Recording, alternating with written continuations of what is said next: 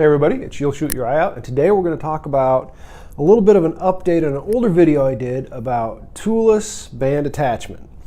We'll be discussing this frame, which has set up for some interesting ways to attach elastics to it. You've got the band grooves for wrap and tuck, you've got the slot and hole for top slot, and then you've got this hole here, which I'll show you a little bit about. So let's go take a closer look. All right, we're here at the workbench. Let's take a look at some of those attachment methods. First off will be the top slot. To do that, I'll be using this piece of green precise.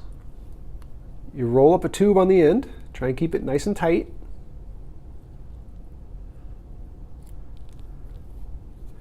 Now that tube should be about the same diameter as the hole that runs across the fork.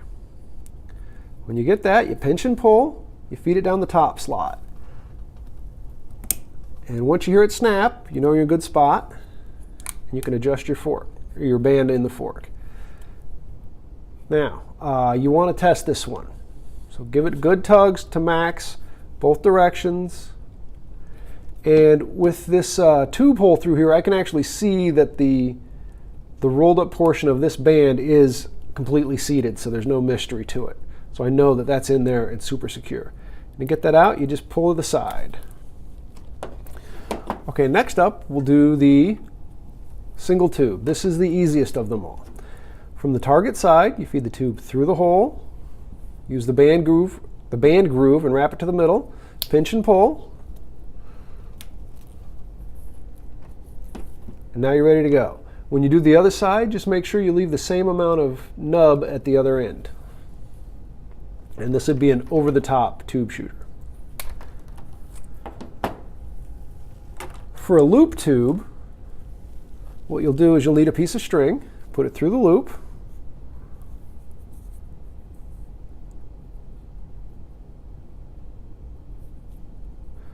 and again from the target side of the frame, string through the tube hole, pull it through.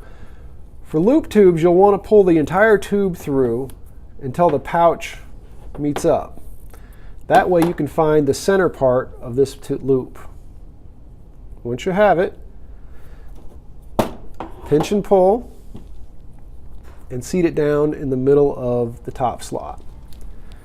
Once that's done, you can pull your band through, or your tube through, and now it's locked in place. And you do the exact same thing on the other side.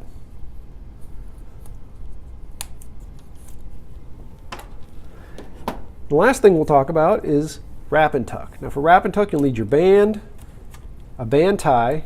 In this case, it's just a bit of leftover or old band material, and a string. So work on the target side of your frame. Now I do this a little bit differently than most people, but I think it looks a lot cleaner. So I face the band down, which this might take you a little bit of time to figure out the orientation of the pouch, but I think it's worth it. So I do one wrap, and then I use the other fork to keep tension on my wrapping material. Now I pull the band back over the top and continue wrapping.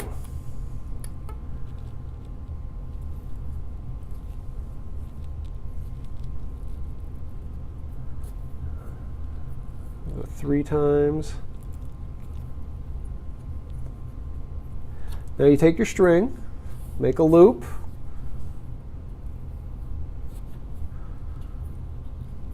and wrap right over the top of it.